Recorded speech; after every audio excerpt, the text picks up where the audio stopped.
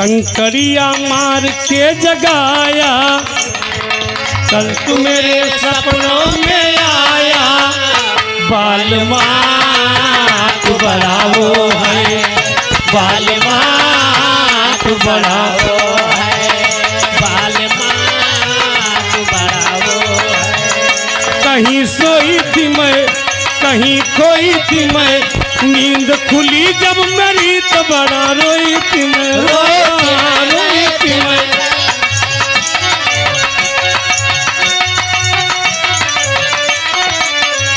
मेरे रोने पे, मेरे रोने पे, मेरे रोने पे तू मुस्कुराया।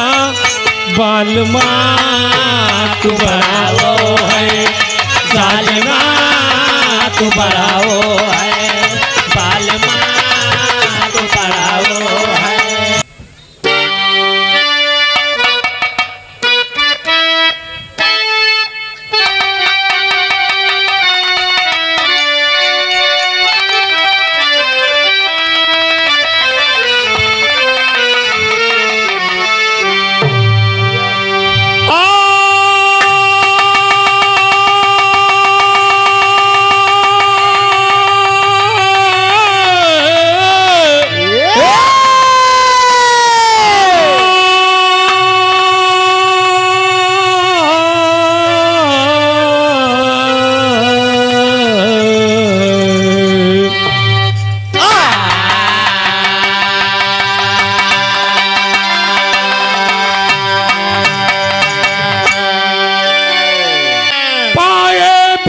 प्रभु श्री राम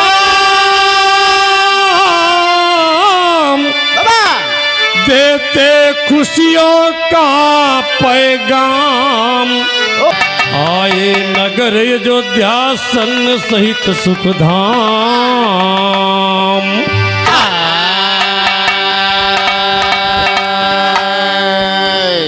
देखें, एक बिरहा आप का हम रामायण से सुनाई थे बाबा।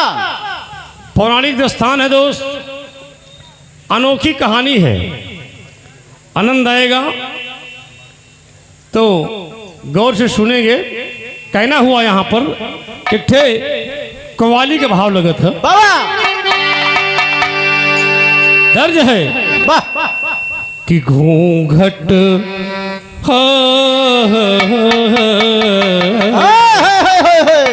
कि घूंघट में छुप के चंदा शर्मा के कुछ कहत बा।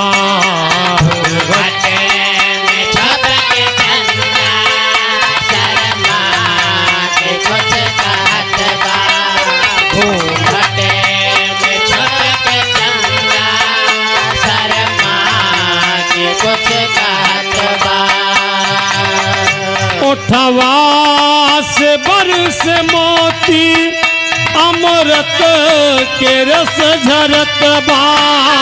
ओठवा से बरस मोती अमृत के रस झरत बा। ओठवा से बरस मोती अमृत के रस झरत बा। ओठवा से बरस मोती अमृत के रस झरत बा। घूंघट में जैसे चंदा शर्मा के कुछ कहत बा। घूंघट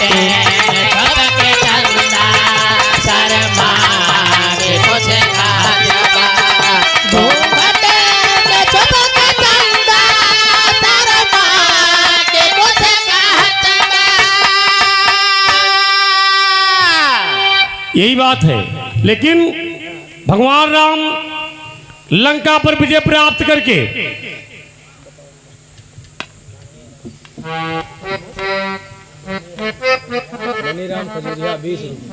परम सम्मानित मणिराम जी, आप खजूरिया के निवासी हैं बाबा, आपसे 20 रुपए का पुरस्कार है।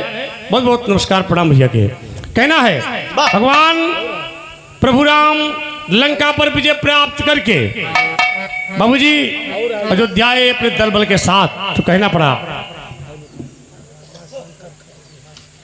रमाशंकर खजूरिया 20 रुपये। रमाशंकर खजूरिया से 20 रुपए का पुरस्कार है। बहुत बहुत नमस्कार प्रणाम भैया के। देखें आप, कहना है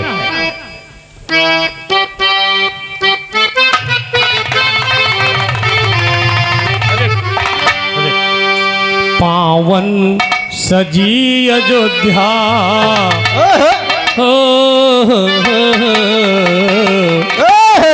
पावन सजी अयोध्या घर घर में खुशहाली।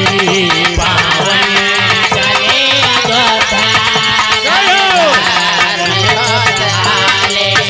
पावन चले अयोध्या घर घर खुशहाली।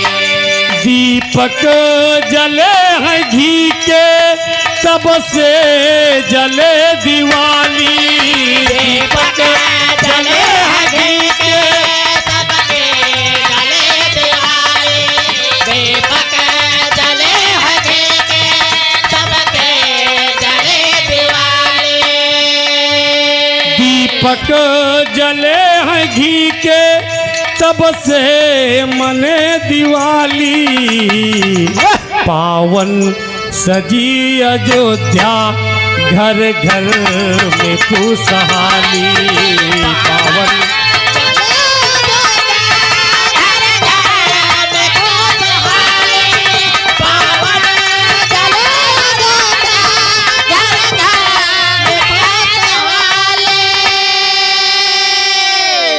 आप रामपाल जी मिस्त्री साहब, आप देवैया के निवासी हैं।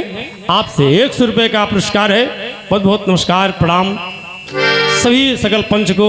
राम राम, जय गोपाल, जय श्री कृष्णा, जय समाजवाद। ए भैया, तो कहना है आज दल बल के साथ जब मर्यादा पुरुषोत्तम श्री राम पहुंचे हैं तो कहना पड़ा वाह।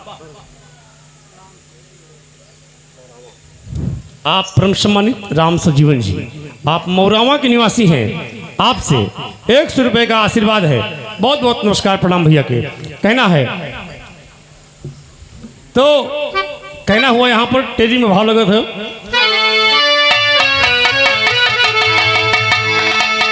अरे बाजय बाजय,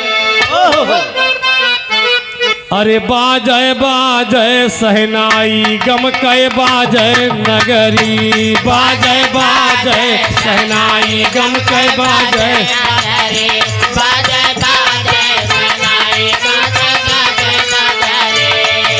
हाँ चल भय भालू बानार, चल भय भालू बानार, चल भय भालू बानर, चल भय भालू बानर प्रभु का सी झुकाई। सहनाई गम कह बाजय नगरी। भालू बानर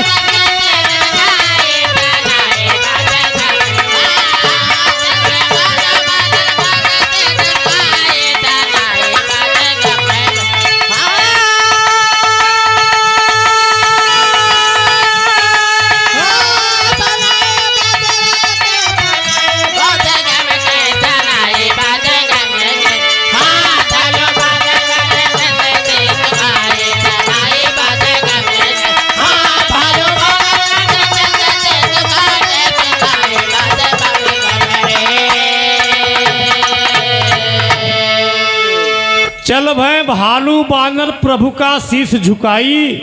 सहनाई गम के बाजे नगरी। बाबू जी सब लोग पहुँचे और भगवान राम जब अयोध्या पहुँच गए, भगवान को प्रणाम करके सभी लोग चलने लगते हैं। भगवान सभी का धन्यवाद देते हैं कि आप लोगों ने मेरी बहुत मदद किया। सब लोग अपने अपने घर को प्रस्थान करते हैं। तो चौक के अंदर भाव देना पड़ा। अनुमत कहाई कि हम कहाँ जाई। ए दादा, सब लोग तो चला जाते हैं, लेकिन हनुमान जो भगवान राम के परम भक्त रहे, दिनों हाथ जोड़ के प्रभु श्री राम से बोलत हैं, हाँ दुनिया के मालिक बाबा भगवान बतावा भगवान हनुमत कहाई कि हम कहाँ जाई। तू ही बाप महतारी हो। देख प्रेम हनुमंत लला के बोली जनक दुलारी हो।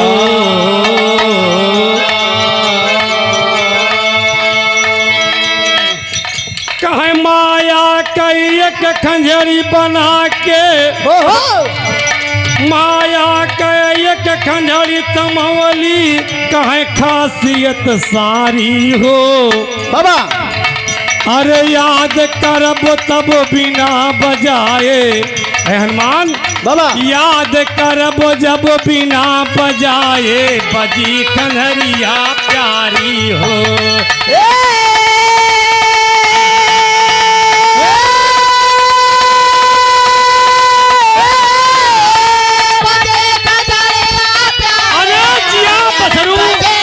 बहुत अच्छे बहादुर राम रवि के शेर हो, बहुत अच्छे मुन्ना।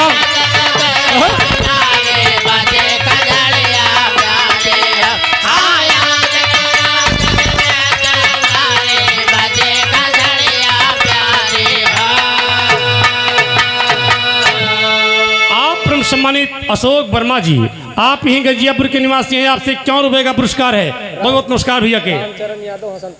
परम सम्मानित रामचरण यादव जी, आप हसनपुर के निवासी हैं, आपकी तरफ से 51 रुपया। बहुत बहुत नमस्कार, प्रणाम। जय यादव, जय माधव, जय समाजवाद।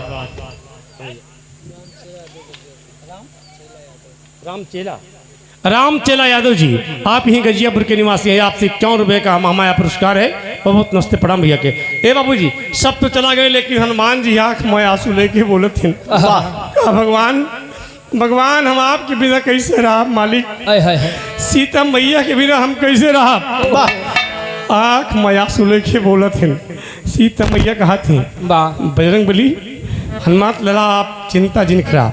अरे बाबूजी, एक माया के खंजरी, एक माया के खंजरी सीता मैया हनुमान जी के दे देहन, कहीं सुन लिया, लिया खंजरी लिया, और जब तुमका हम याद करबे तब खंजरी आपने आप बजे लागे। अरे मोर परे माई सीता को प्रणाम करके बजरंगबली भी आंख में आंसू लेकर के चलते हैं। तो कहना पड़ा यहाँ पर,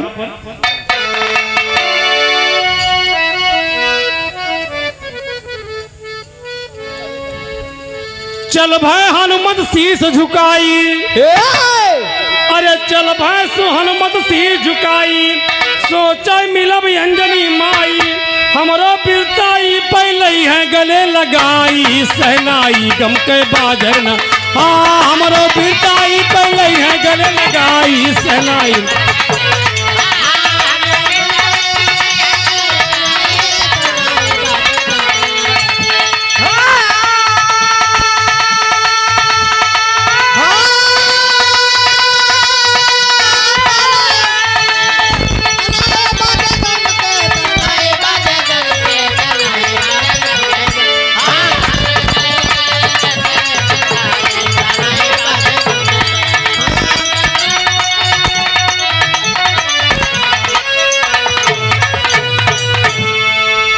बाबूजी, सीता मैया जब खैरी समाज हिन, कहे कि चलते सबसे पहले अपने माई से मिलब, अपनी अंजनी माई से मिलवे। हमार माई हमारी बखान जब सुनी है तो हमका अपने छाती से लगाए नहीं है। यही सब सोच के कि चलते ही माई का अपने पूरा लंका का बात बतोबे, कैसे कैसे युद्ध भा, कैसे रावण के मरण भा। दर्ज है कोनो दुल्हनी के दुल्हा कोयलरिया में है बाबा, और नई नबीली दुल्हन घरे में बैठी है। एक दिन शाम का वक्त है राजू भैया, शाम का वक्त है, और दुल्हनिया अपने अपने दुल्हा से बात करत है। कहा तू न जनबिया, अरे तू न जनबिया, तू तो हुआ जाए के मौज करता, यहाँ हमार का हाल बा। अरे हमरो परेशानी समझ बिया, का कहा है?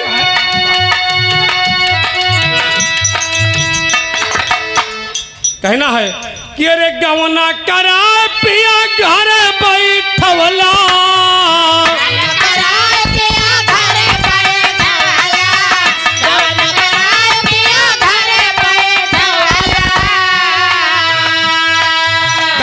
गवना करा पिया अरे घर बैठवला, कहा अपना कोयलरिया में लागल हो, निरा मोहिया दगा दई के भागल हो, निरा मोही दगा दई के भागल हो, निरा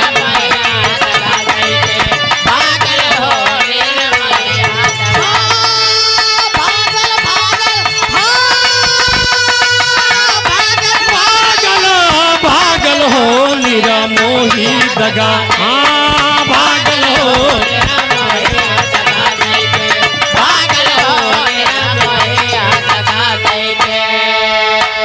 यही तर्जबा।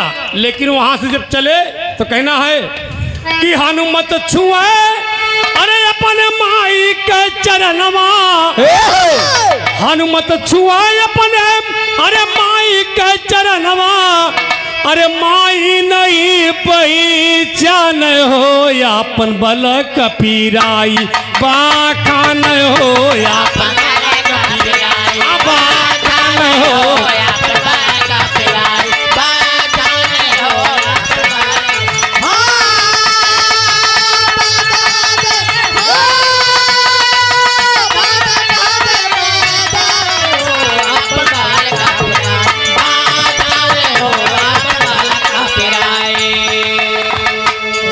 सम्मानित बाबूलाल यादव जी, आप रामपाल खेड़ा के निवासी हैं। आपसे 100 रुपए का आशीर्वाद है। बहुत बहुत नमस्कार प्रणाम भैया के। कहना हुआ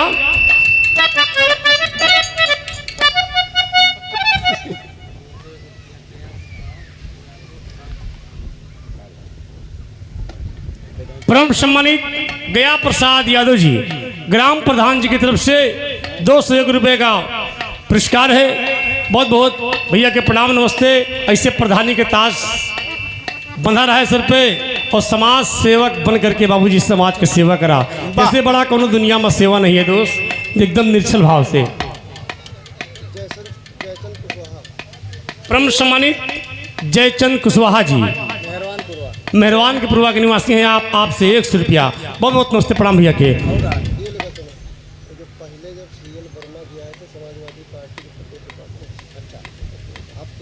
सीएल वर्मा जी समाजवादी पार्टी के प्रदेश उपाध्यक्ष की तरफ से ये 501 रुपए का आशीर्वाद आया है। बहुत बहुत प्रणाम भैया के। कहना हुआ यहाँ पर जाए के माई अंजनी के सामने, आज अंजनी माई बुढ़िया हो गया है, पहचानत नहीं है। जाके प्रणाम किए, कहा माई अरे हम आपके लल्ला हनुमान।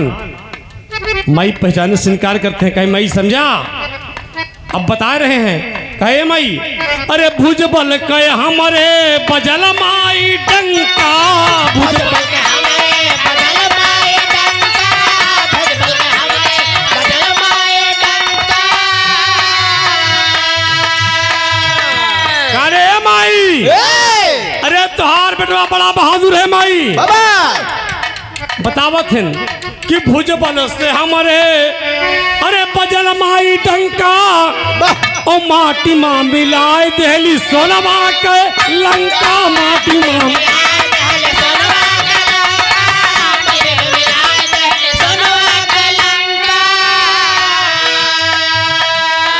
इंद्रजीत कुंभकर्ण पड़े पलक करिया अरे भुजबल के लोहा मान हो अपन बलि कपीराई बाखान हो अपन बल कपीराई बाखान हो। अरे जब नियरा बोलाई तया बताब कर हो, जब नियरे बोलाई तया बताब कर हो, गज भर के गुजारिया गजब कर हो, गज भर के गुजारिया गजब कर हो।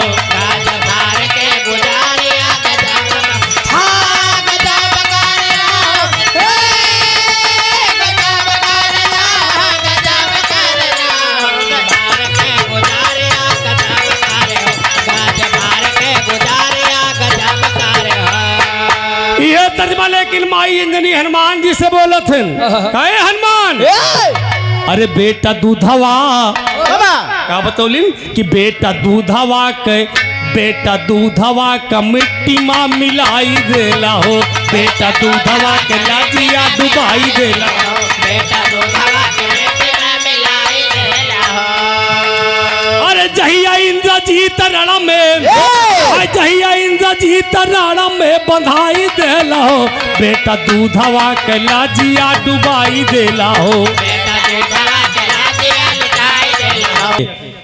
अंजनी माई बोलती है कि बेटवा अरे बहादुर बना था, हमारे दूध का एकदम मिट्टी में मिला दिया। कहे कहा मतलब माई? कहे जहिया इंद्रजीत मेघनाथ बड़का बहादुर बनता तो का मेघनाथ जब धे के बांध दे तो तुहार कर बस नहीं चला और का कहते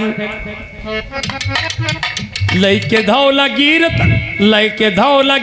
आवत रहल अभिमान से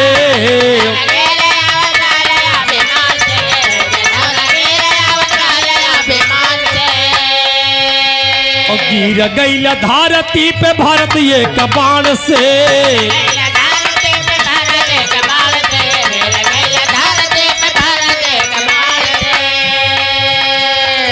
हनुमान उस दिन याद करा जब लक्ष्मण को शक्ति बाण लगा था, पूरा धौलागिरी पर्वत उठाए के लेके चला आवत रहा और भरत एक बाण खींच के मारे।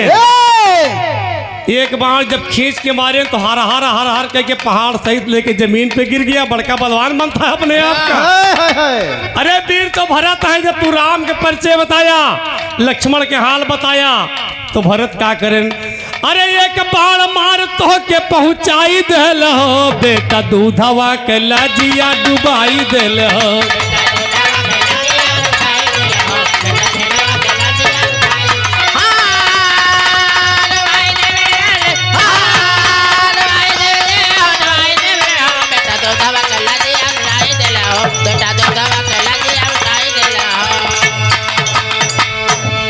का याद कर? अरे बहादुर तो भरत जी हैं कि अपने बाण के ऊपर रख के तूका सहित धौलागिर पहाड़ का सहित एक बाण खींच के मारे।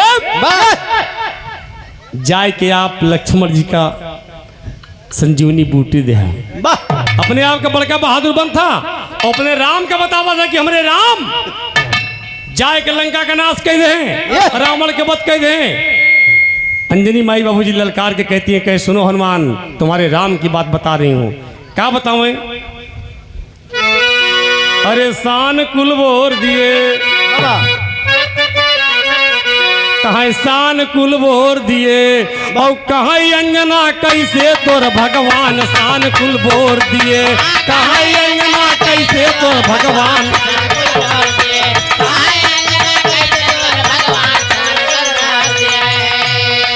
कहा अंजना कैसे तोर भगवान शान कुल बोर दिए हो, बोर दिए हो, बोर दिए। और नारी खातिर लिए बभने कई जान शान कुल बोर दिए, नारी खातिर लिए बभने का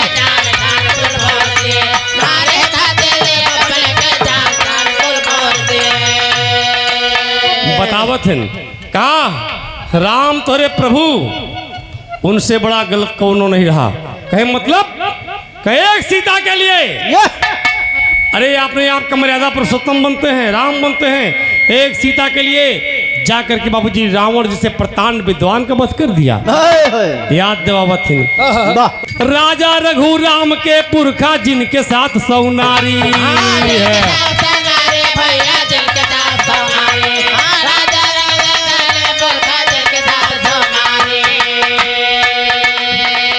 कनवा पंडा सब ले ले राजपाट घर बारी, कनवा पंडा सब ले ले राजपाट घर बारी। शान कुल बोर दिए, शान कुल बोर दिए, हंस के राजा दे दिए है दान शान कुल बोर दिए।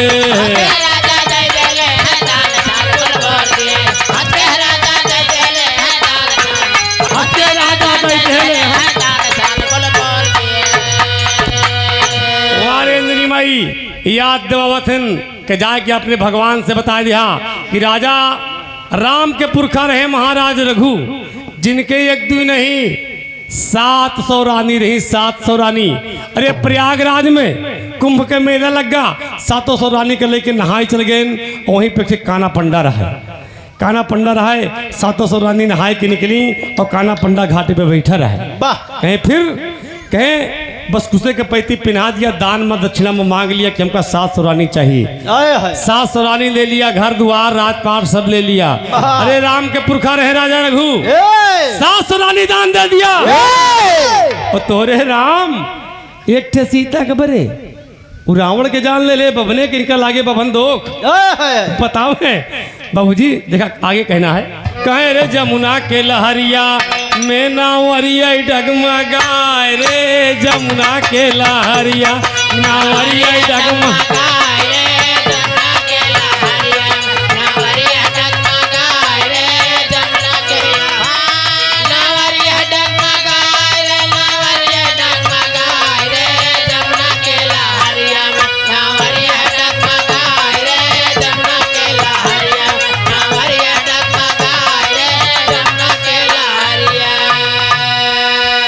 लेकिन यहाँ देखा, अरे चले बजरंगी लज्जित हो के बाबूजी। आज हनुमान जी माई के बात सुन के एकदम लजा ही गए। कहना पड़ा यहाँ पर, अरे चले बजरंगी, कहाँ चले बजरंगी, तब गुरूर भैले चूर हो। चले बजरंगी तब गुरूर भैले चूर हो। चले बजरंगी तब गुरूर भैले चूर हो। बनवा में आसन लगावले हजूर हो। चले बजर भैले चूर हो। चले बजरंगी तब गुरूर भैले चूर हो। चले भैले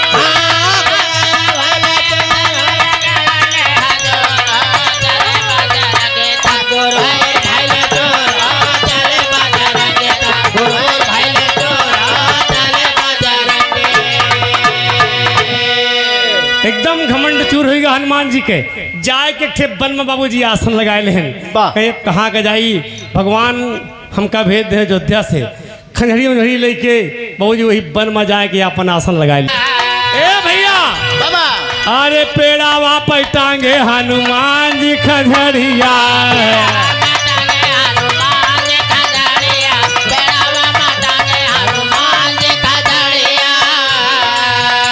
तो घूमत घूमत आई मीरा गवली बंदरिया। घूमत घूमत आई मीरा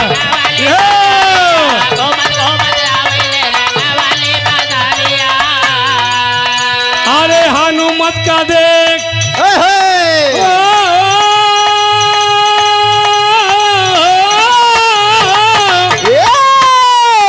ए दादा बाबा अरे हनुमत का देख 44 के सरूर हो। घूमे बजरंगी कुल गुमान भाई चूर हो गए बजरंगे।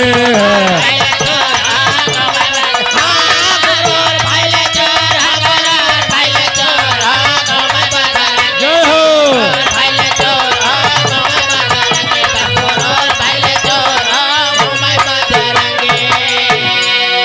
ए बाबूजी हनुमान माई के बात सुन रहे, ताना सुन के बाबूजी कतो ना शरण मिला जाए के वही वन में अपन बाबूजी पेड़े पे वो सीता मैया वाली खंजरी टांग देन और जाए के वही पेड़े के नीचे हनुमान जी सोई गए। और सोई गए तब तक वही जंगलवा में बाबूजी एक ठीक एकदम मिर्गही बंदरिया, एकदम कमजोर बंदरिया ऐठा तो बढ़ रहा तू हनुमान जी के पास पहुंची। हनुमान जी नींद में सोवा है। बंदरिया देखी हनुमान जी का बढ़िया हट्टा कट्टा बांध रहा है हनुमान जी। तो मिर्गौली बंदरिया के बाबूजी कुछ हो लगा। मतलब ओके हनुमान जी का देख के ओके इश्क सवार ही कहा कि ए हो दिलदार, बतावे ए हो दिलदार यार माना मोरी बतिया।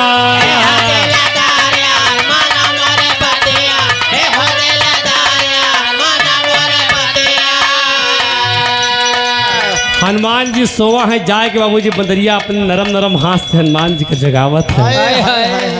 हे एकदम ना पंजा नहीं लगे दे थे राजू, एकदम नरम नरम हाथ से हे जागा जागा। हनुमान जी की इतना नींद है बाबूजी की हमू सो रहा है हमू कमू कहले कहे हो दिलदार यार मोरा जी नजरिया।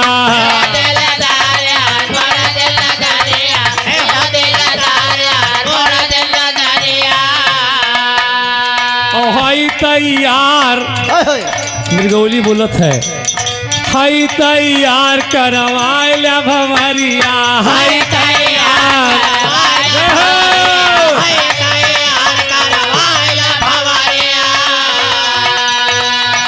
कहे होई जाए शादी, होई जाए शादी मजा मिली भरपूर हो।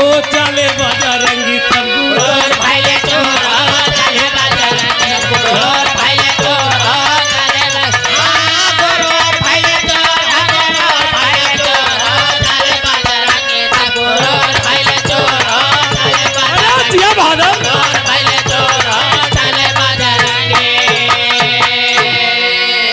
बाबूजी हनुमान का जगावत है। हनुमान जागत नहीं एकदम मस्त होकर सोए रहे हैं। तब एक बंदरिया के मन में तमाम बात चला था।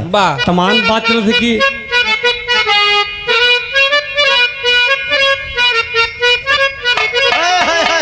बड़ा प्यार से कहा है और हनुमान जी नींद में है, लेकिन बंदरिया के मन में तमाम बात चलत है। कहे हमार कहा माना हो, अरे हमार कहा माना राजा जी हो, हमार कहा माना राजा जी हो, हमार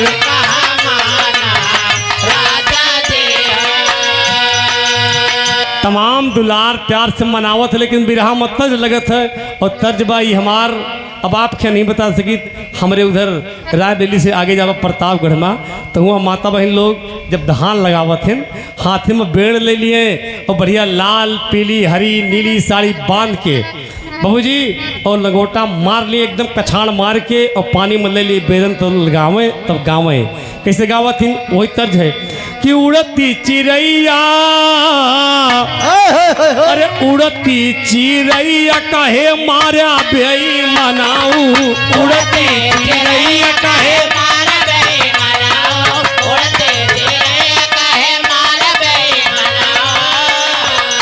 गावे कि महला पे मारा, अरे दू महला पे मारा, अरे खिड़की के बीच कहे मारो बेई मनाऊ, खिड़की के बीच कहे मारो बेई मनाऊ, खिड़की के बीच कहे मारो बेई मनाऊ,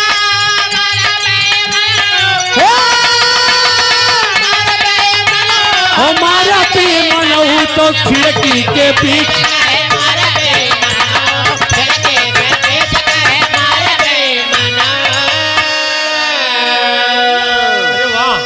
आप तो बिरहा के क्षेत्र के यहाँ राम दतन यादव जी, आप देवरिया जिला से, इनके क्या तो बिरहा का भरमार है। ये आपकी तरफ से 51 रुपए का पुरस्कार है। बहुत तुरी में प्रणाम पोलोगी हो, आशीर्वाद की कामना है। कहना पड़ा ए भैया, आज बनरिया हनुमान जी के मिर्गौली बनरिया हनुमान जी के सुगराई देख के अरे एकदम ब्रह्मचर्य के पालन करते हैं हनुमान जी के, एकदम चेहरा चमचम चमचम चमकत है। अब बनरिया के दिमाग में तमाम चलत है, एकदम मस्कत बनरिया है।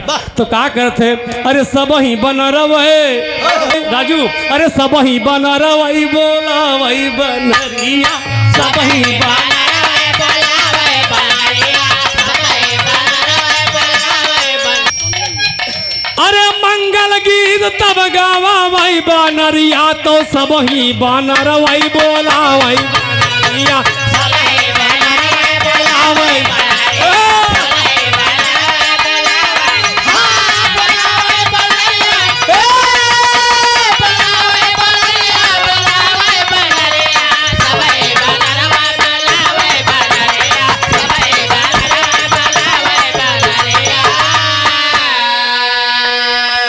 तमाम बाबूजी सब बुला लिया, तो मिर्गौली के सब सागरा नहावाई, मिर्गौली के सब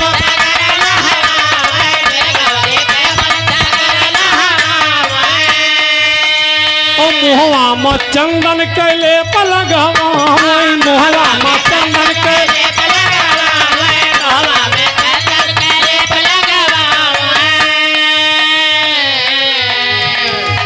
मनवा में सपना, अरे मनवा में सपना सजावई बनरिया, तो सब ही बनरवई बोलावई बनरिया,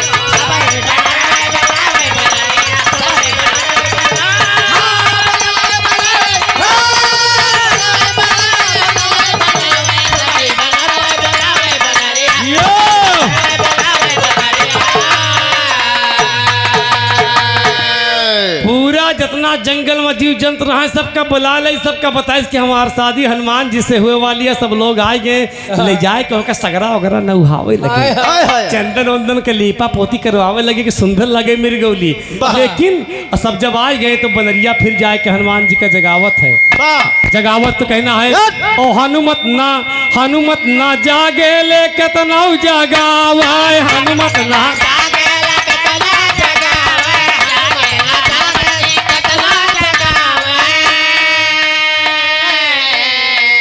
अरे पुछिया से पुछिया बनरिया सटाव,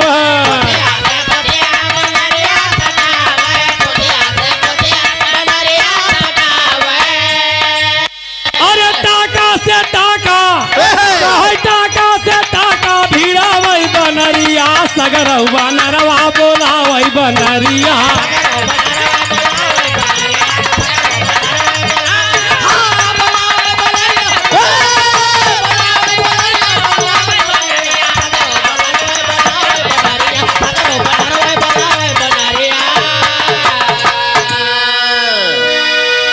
सबका बुला ले, तमाम उपाय करत है, लेकिन हनुमान जी बाबूजी, हनुमान जी एकदम नींद में है, जगावत जगावत जगावत जगावत, तब तक ही न जागे हनुमान जी तो बाबूजी जाए के हुए खंजड़िया बजा दे।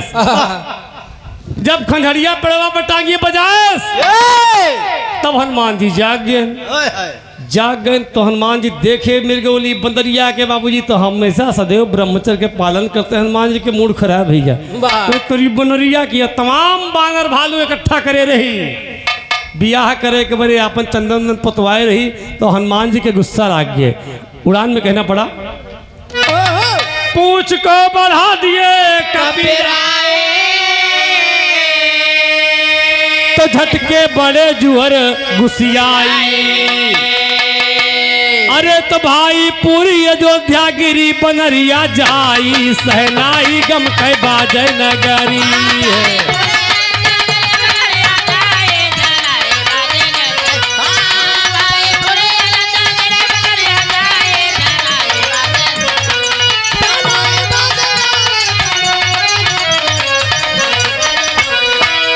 भाई पूरी अयोध्या गिरी बनरिया जाई, सहनाई गम के बाजे नगरी।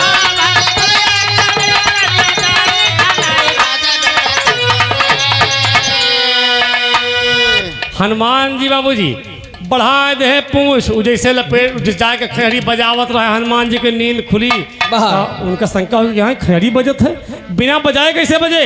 देखे बाबूजी तो खंजड़ी बजावत रहे, वो खंजड़िया में से निकले हनुमत हनुमत हनुमत हनुमत हनुमत हनुमत हनुमत हनुमत। नींद खुल गए मोर बप्पा रे, नींद से जागे हनुमान जी बढ़ाए पूछ, जहाँ बजावत रहे जाए के वही पुछिया में लपेटे। हनुमान जी 3-4 फंदा लपेटे और लपेट के बड़े जोर से झटके। जब झटके तो बंदरिया कहाँ जाएगा? गिरे अयोध्या में, राम के दरबार लगा है, सीता मैया अरे बैठी हैं अयोध्या में। जब गिरी जाए के बंदरिया तो विराम मतलब लगत है, तर्ज है, ये तर्ज सामाजिक गीत है। आज हमारा समाज दहेज का गुलाम है दोस्त, बुरा नहीं मानेंगे, ऐसा कोई शख्स नहीं है। कहते हैं कि दुल्हनी दहेज है, लेकिन कोई इसको मान नहीं रहा भैया। तो कौनो एक थी माई कहत रहे, माई कहत रहे बिटिया के शादी करे सो दहेज के लोभियों ने उसे जिंदा जला दिया दहेज की आग में। वो माई कह रही थी, क्या कह रही थी कि जनती जे जारल जैबू। बड़ा करुण भाव है। माँ बेटी की लाश से लिपट कर रो रही है। बिटिया बड़े अरमान लेकर के हमने तेरी शादी किया था। अरे अपन पूरा जगह जमीन, बिटिया अपन जगह जमीन सब गिरोध है कि हम तुम्हार शादी करे। बड़ा दिल में अरमान रहा बेटी, लेकिन दहेज के भेड़ियों ने तुझे जिंदा जला दिया। माँ रो रो के कह रही है, क्या कहती है कि जनती जे जारल जैबू।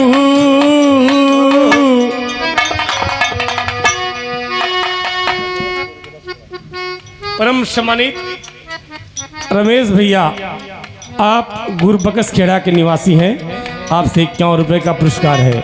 बहुत बहुत नमस्कार प्रणाम। इस बात को समझते हुए, जनती जे जारल जैबू आग में दहेज के, जनती जे जारल जैबू आग में दहेज के, जनती जब जारल जैबू आग में दहेज में।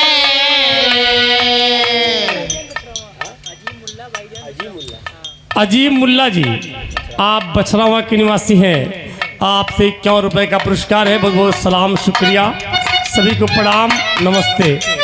माँ कह रही है, जनती जे जारल जैबू आग में दहेज के, पाप नहीं करती बेटी, पाप नहीं करती बेटी, ससुरा में भेज के, पाप नहीं करती बेटे ससुरा में भेज के पाप नहीं करती बेटे।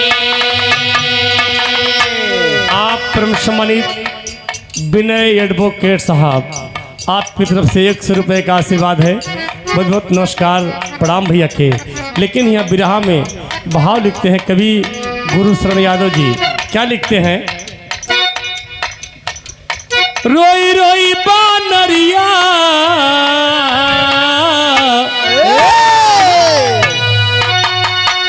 प्रभु श्री राम का दरबार लगा है, सीता मैया बैठी है। जब हनुमान जी पुछिया में लपेट के फेंके जाए के सीता मैया के चरनिया में गिर गए। रोई रोई बानरिया माई सिया से बताई हो।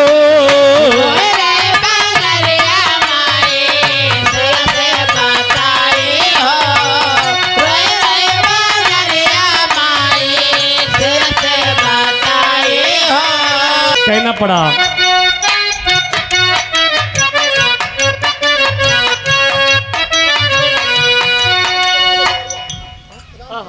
आप परम सम्मानित राम जतन यादव जी देवरिया से पुनः 51 रुपये का आशीर्वाद आया है। बहुत बहुत भोजपुरी में प्रणाम पुलगी हो, आशीर्वाद की कामना है। बताती क्या है? रोई रोई बानरिया माई सिया से बताई हो। रोई रोई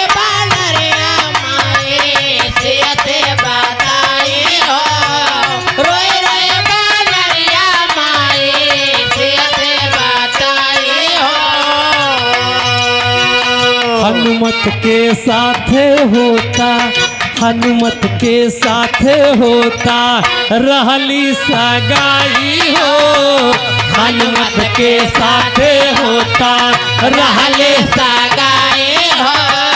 हनुमत के साथे होता रहले सगाई हो।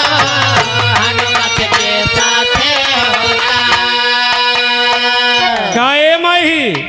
अरे हनुमान जी के साथे में शादी होत रही, साथ से भौरी घूम गई, लेकिन माई हमारे साथे कितना बड़ा अन्याय करे हनुमान को। तो हनुमान कितना अन्याय करे, कहे का कहे सतुई भौरी हो करा इनका पूछी में लपेट के फेंक दे। देखते माई एकदम हमार कुबर टेढ़ हो गया। जब इतनी बात भगवान राम से ने सुन के बचान बिस्मत भैले भगवान हो। सुन के बचान बिस्मत भैले भगवान हो। सुन के बचान बाल ब्रह्मचारी बाटे भक्त हनुमान हो। बाल ब्रह्मचारी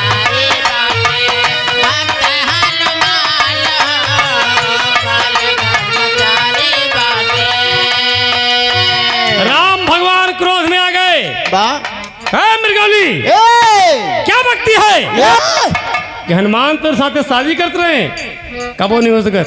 कहे नहीं भगवान, अरे हनुमान हमार दास हैं। अरे बाल ब्रह्मचारी के वचन रहे हमका, वही शादी करी है। बनरिया बोलत है, कहा प्रभु हमार बात आप नहीं मानता, हम गवाही दिवाई दी। कहा है भालू बानरवा सब ही बाटे गवाही हो। हनुमत के साथे होता रहली सगाई हो। हनुमत के साथे होता रहले सगाई हो। हनुमत के साथे होता रहले सगाई हो। हनुमत के साथे होता रहले सगाई हो। हनुमत के साथे होता। यहाँ देखे बाबूजी, वो बनरिया हुआ अयोध्या में सबसे बता रही है, और यह हनुमान जी का पूंछ में लपेट के फेंक दे, उसके बाद फिर सोई गए। और खंजड़िया बाबूजी वही पड़वे पटंगी बा। और जब सारी बात बता दे तब तक सीता मैया याद के दीन, हनुमान जी का सीता मैया याद के दीन। और सीता मैया ये कह रहे कि जब तुका हम याद करब तो खंजड़ी तो हाय बिना बजाए बाजी। और जब याद कर लागी सीता मैया तो खंजड़ी बाबूजी बजे लाग हनुमत हनुमत हनुमत हनुमत हनुमत हनुमत हनुमत। लेकिन तो हनुमान जी सोचा था साली बंदरिया फिर आएगी। अब बहने या काम बड़ी मिर्गही है। अब बहने लपेट के का फेंके तो कहीं कि हड्डी पसरी टूट जाए, लेकिन ससुरी फिर आई गए। बड़ी निगर घट बंदरिया है। चल लगा तभी रामा कौनो दुल्हन अपने दुल्हा का याद करे, अपने सहेली से बतावे। क्या बतावे? कत होई है सड़क पर, अरे कत होई है सड़क पर, अरे लखता होई है, कत होई है लखता होई है, अरे गले डाल के रुमलिया, अरे गले डाल के रुमलिया बाबा, अब हंसता होई है, कत होई है सड़क पे, लखता होई है, कत होई है सड़क, अरे लखता होई है, कत होई है सड़क, लखता होई है, लखता होई है, लखता होई है, कत होई है सड़क पे, लखता होई है, कत होई है सड़क पे। आप परम सम्मानित बड़े भैया आप गुरु प्रताप यादव जी, आपकी तरफ से 51 रुपए का पुरस्कार है। बहुत बहुत भैया के प्रणाम, नमस्ते, आशीर्वाद की कामना है। लेकिन जब वो खंजड़ी सीता मैया याद करती, हनुमत हनुमत बोलत है, तो हनुमान जी सोचत है, अरे बनरिया ससुरी अब की उठब ना, जौन गदा मारब कि एकदम तो टूट टाट जाबी।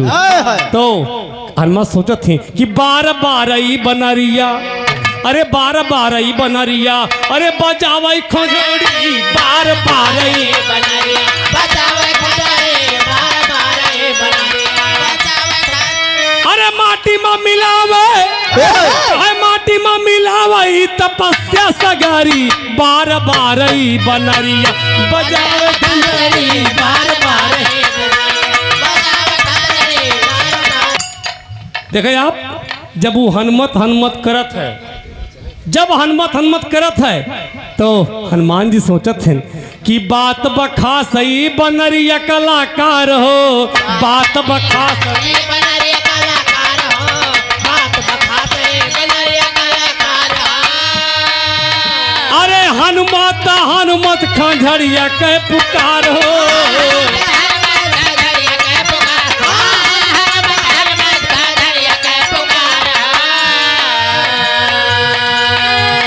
फेंकब निकली परनवा, अब की फेंकब निकली करनवा, अरे बीच डगरी 12 खंजड़िया, बजावे खंजड़ी 12।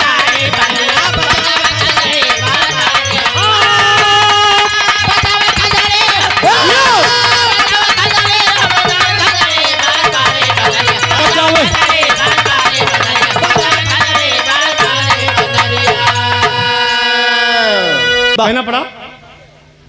ए बाबूजी एकदम क्रोध में आ गए, उठे हनुमान जी, बाबूजी देखत हैं, उनके शंका हो तो वही बनरिया ससुरी फिर आई गए, बजा रही है, कहे वास्तव में है तो मिर्गहीन, कहे ससुरी है मिर्गहीन, लेकिन बड़ी कलाकार देखा था, हमारे नवमा लेके बजावत या हनुमत हनुमत हनुमत हनुमत। क्रोध में उठे बाबूजी, कहीं अब की फेंकब ना, अंटबंट हो जाए, एकदम अंटबंट हो जाए। लेकिन कहना पड़ा पापड़ में, कहना पड़ा पापड़ में भाव है, अरे बजरंगी जब खोले दुई नयनवा मनवा झंखेला, और देखे केहू नाही बासा मनवा मनवा झंखेला, देखे केहू नाही बा, जय बहादुर,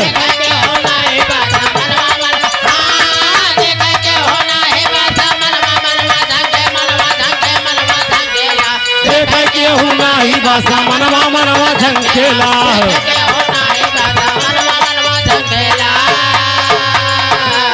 अरे पवन बेग से पूरी अयोध्या हनुमान जी आए हो, अरे सिया संग में प्रभु विराजित मंद मंद मुस्काए, अरे प्रभु राम जी पूछे कुल बयनवा मनवा झंके हो, और बात कुलमी गौली के सा मनवा मनवा झंके हो।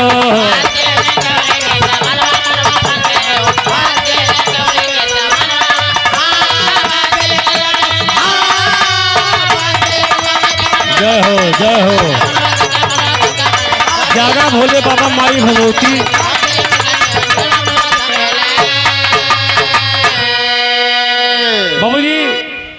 हनुमान जी पवन वेग से उड़े और जा करके बाबूजी अयोध्या में प्रभु राम और सीता मैया के समक्ष पेश हो गए, चरण पे गिर गए। सीता मैया के कहा माई हमका याद करूँ। तब तक राम बोल गए, कहा हनुमान मैं क्या सुन रहा हूँ? कह हनुमान मैं क्या सुन रहा हूँ? अरे मेरी गोली बतावत है कि हमारा तेरे साथ में शादी होत रहे, छाठी भंवरी हो गया, लास्ट में तू नहीं हाय देहा। अरे प्रभु हम आपके परम दास है प्रभु, हम कबो ऐसी गलती कर नहीं सकी, हम शादी करब नहीं। भगवान कहते हैं अगर ये कह रही है तो प्रेम के बंधन में बंधना चाहिए, शादी विवाह के बंधन में बंधना चाहिए, ये भी एक संस्कार है। हनुमान प्रभु के सामने बाबूजी बोलत है। देखें आप, कहना पड़ा हनुमान से भगवान राम कहने लगे, मन ले लगे कि हम देखा राम हनुमान जी के सामने कैसे कहा थे।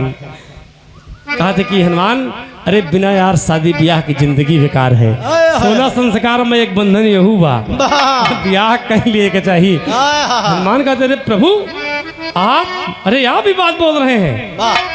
कहा हाँ हनुमान हम सही बोलते ही यार, बिना शादी के जिंदगी बेकार है। हनुमान जी बाबू जी कहते हैं प्रभु हमने वचन दिया है। आला में भाव है, अरे या न मोल जीवन या न मोल बार चनवा भैया, आन मोल जीवन या ना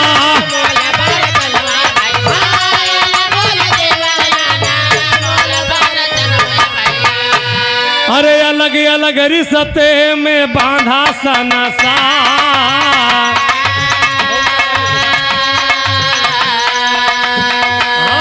बगल में कहाँ बना बसले नजारिया में बन के सवरिया बाबू, बसले नजारिया में बनले सवरिया बाबू। आप दादा राम शंकर जी, आप ही गजियापुर के निवासी हैं, आपसे 50 रुपया। उमा शंकर भैया आपकी तरफ से 50 रुपया। आप अमृतलाल भैया यहीं गजियापुर के निवासी हैं, आपसे 51 रुपया, 55 रुपया। बहुत बहुत नमस्ते भैया के।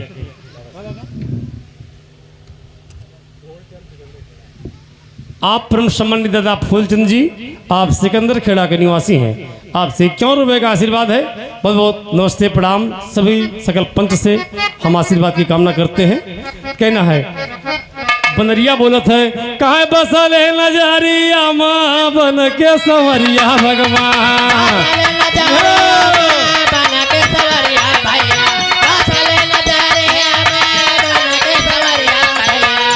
कहाँ तोड़ाले से टूटे ना पीरितिया के तार, तोड़ाले से टूटे ना पीरितिया के तार, तोड़ाले से टूटे ना पीरितिया के तार। हाँ मनवा के मंदिर में मूर्तिया बसौली भगवान, मनवा के मंदिर में मूर्तिया बसौले भगवान, मनवा के मंदिर में मूर्तिया बसौले भगवान।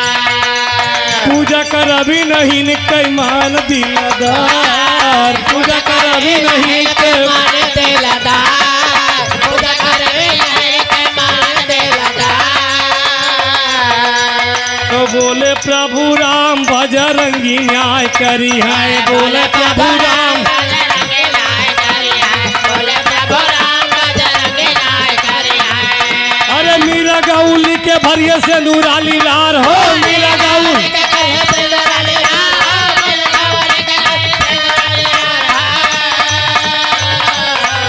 अरे कहाँ बजरंगी नाथ भूल गईला बतिया, बजरंगी नाथ भूल गईला बतिया, बजरंगी नाथ भूल गईला बतिया। अरे ब्रह्मचर्य जीवन के कैलिए जहार हो, ब्रह्मचर्य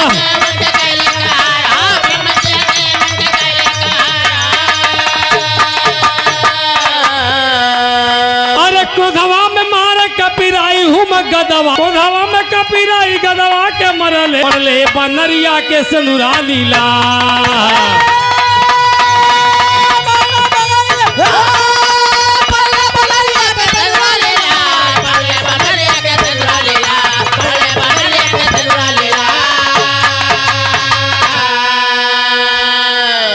भगवान जब कहे लगे तो बाबूजी हनुमान जी कहें कि भगवान बातें के बात है, बात पर आप केवल बात पर आपने राजघराना छोड़ करके वनवासी हो गए। वाह पिताजी ने आदेश दिया, उनकी बात मान करके आप वनवासी हो गए प्रभु।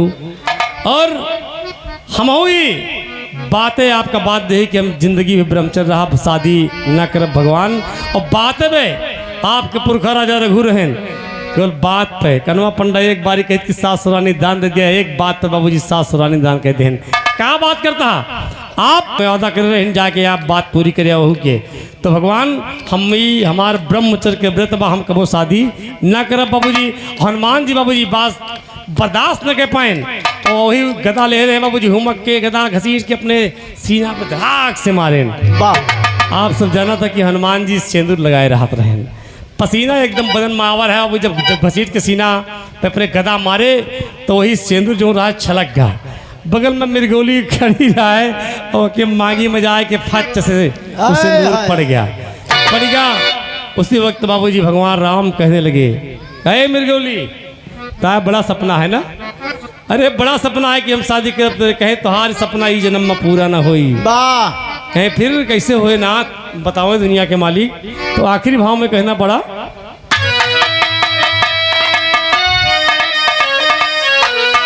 आज त्रेता के बाद त्रेता में आज भगवान राम कह रहे हैं, तीन बड़े पर्दा बना लिया।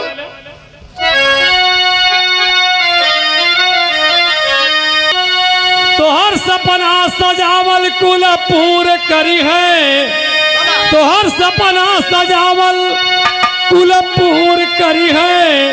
अरे तपन के लोरिक तोहरे मांग मां सिंदूर भरी है।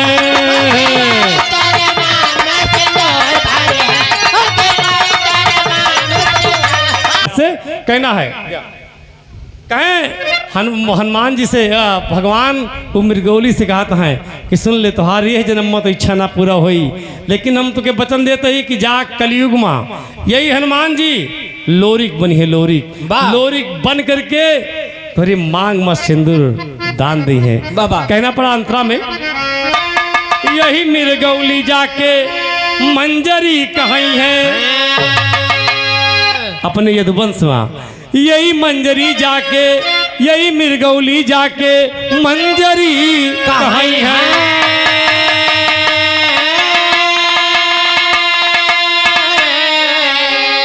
अरे बजरंगी लोरिक बन के सदिया रचाई है, बजरंगी लोरिक बन के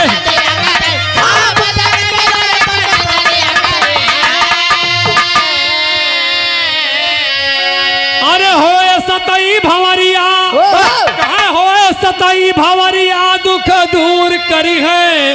अरे तपन के लोरिक तोरी मांग मां सिंदूर भरी है।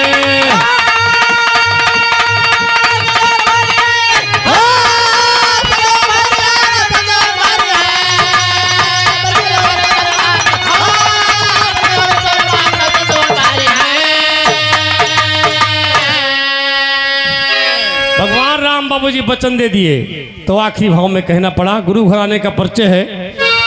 माया राम गुरु सूरजपाल यदुवंश हंस कहलाए। वही हनुमान जी जाकर के बाबूजी कलयुग में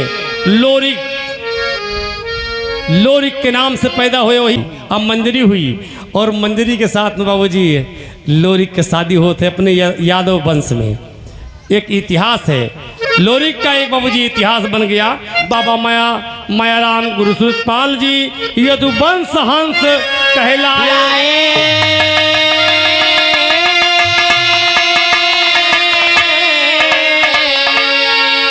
अरे जगन्नाथ वादा किए तब, अरे मंजरी संग प्यार चाहे हो। अरे राम सहनाई गम के बाजे नगरी, हो सहनाई गम के बाजे नगरी। गाँव रागी रमेश गुरु शरण करे कविताई, सहनाई गम के बाजे नगरी है।